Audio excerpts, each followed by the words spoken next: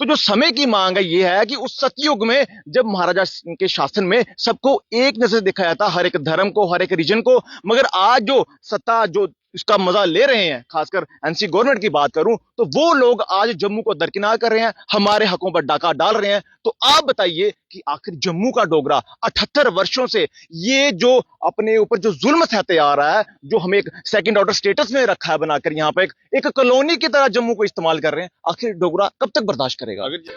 जय हिंद जी। आप देख रहे जेके मीडिया। आपको याद होगा आज से कई साल पहले एकजुट जम्मू ने आवाज उठाई थी सेप्टेड जम्मू स्टेट की, और अजय सिंह सैनी उन्हीं से जुड़े हुए। लेकिन अब जो है समाज के लिए हर एक आवाज उठाते हैं, लेकिन अब इनकी पूरी टीम यही कह रही है कि जम्मू को अलग राज्य का दर्जा जो है वो देना चाहिए, ताकि ये जो भेदभाव हो रहा है बीते 70 सालों से, ये भेदभाव जो है जम्मू से खत्म हो सके। अजय जी मेरे साथ। अजय जी, आपने पत्रकार वार्ता भी की थी, क्या लग रहा है कि अगर हम जम्मू स्टेट को अलग करते हैं तो आपको लगता नहीं कि ये जो एक सपना देखा गया था अखंड भारत, या फिर आप कह लीजिए, या फिर एक ऐसा जम्मू कश्मीर जिनकी सरहदें जो हैं सियाचिन या आगे तक थी? देखिए मेरी बात सुनिए, अगर अखंड भारत की बात कर रहे हैं तो ये भाजपा ने शुरू किया कहना। तो लद्दाख को किसने अलग किया? भाजपा ने अलग किया।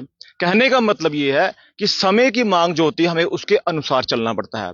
कुछ लोग ये भी बोल रहे हैं कि पहले हमारे जम्मू कश्मीर जो था एक था, महाराजा गुलाब सिंह जी का ये शासन यहाँ हुआ करता था। कहने का मतलब है उस वक्त सतयुग था, उस सतयुग में हर धर्म के लोग एक साथ थे, यहाँ रीजन की कोई बायस नहीं होती थी। मगर जब से शासन यहाँ एनसी गवर्नमेंट का आया है, ये कश्मीर सेंट्रिक लीडरशिप जब से यहाँ हावी हुई है, 70 सालों से उन्होंने यहाँ पर, आप देख लीजिए, लोकतंत्र के नाम पर सत्ता की चाबी हमेशा कश्मीर के पास रही। उन्होंने कभी जम्मू संभाग को और कश्मीर संभाग को एक नजर से नहीं देखा। उसका ही कारण है कि आज टूरिज्म की क्या आज खस्ता हालत हमारे जम्मू संभाग में है। देख लीजिए आज सेक्रेटरीट में हमारे जम्मू के कितने नौजवान हैं उन गस्टेड पोस्ट पे, आप देख लीजिए सारा का सारा रेवेन्यू जम्मू से जनरेट हो रहा है और उसका लुफ्त कश्मीर ले रहा है।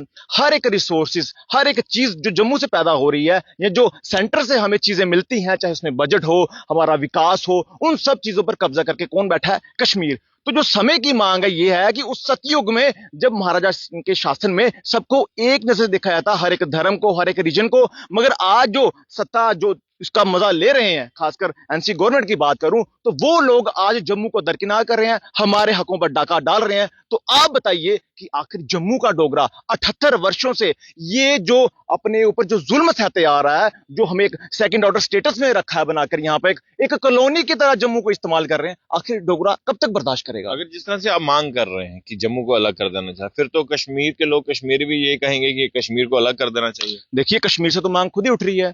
आपने देखा होगा जो पूर्व मेयर हैं मट्टू जी, उन्होंने भी कहा, सजाद लोन ने भी कहा, क्योंकि वो लोग भी यही जानते हैं कि कहीं ना कहीं जो जम्मू के साथ है कश्मीर ने डिस्क्रिमिनेशन किया।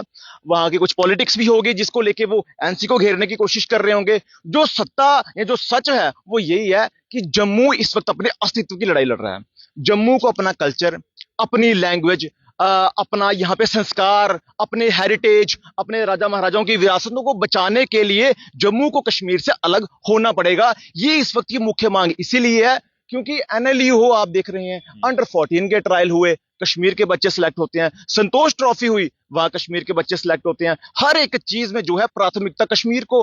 तो जब आपने जो मुख्यमंत्री हैं, अगर आपने कश्मीर का ही दायित्व संभालना है, कश्मीर को ही आपने चलाना है, तो आप खुद ही क्यों नहीं कह देते? मुझे लगता है मुख्यमंत्री को अपने मुख से बोलना चाहिए कि मैं जम्मू को नहीं संभाल पा रहा हूं, मैं जम्मू के साथ भेदभाव कर रहा हूं, तो मैं कश्मीर में ही मेरी सत्ता यहां पर है, जम्मू से मुझे सीटें भी नहीं मिलती हैं। तो मुझे लगता है कि कश्मीर के लिए और जम्मू के लिए अलग का जो एक सबसे बड़ा संज्ञान है वो उन्हें खुद लेना चाहिए, क्योंकि बायस तो कर ही रहे हैं, भेदभाव तो कर ही रहे हैं। शेख अब्दुल्ला हो, फारूक अब्दुल्ला हो, उमर अब्दुल्ला हो, ये पीढ़ी दर पीढ़ी जो है जम्मू के साथ भेदभाव करते हैं, हमारे हकों को लूटते आए हैं। आप जम्मू से हैं, आप आवाज उठा रहे हैं सेपरेट स्टेट की, लेकिन आज एक और जो है प्रोटेस्ट हुआ है, और महाराजा हरि सिंह जी की प्रतिमा के पास ये शिवसेना उद्धव बाला साहब ठाकरे जम्मू कश्मीर इकाई ने ये कहा है कि जो सेपरेट जम्मू की मांग नहीं होनी चाहिए, क्योंकि ये महाराजा गुलाब सिंह जी की वो स्टेट थी जो बिल्कुल एकजुट थी, और क्योंकि तब लद्दाख भी साथ था, और अब अगर ये होता है तो ये बिल्कुल ठीक नहीं होगा। देखिए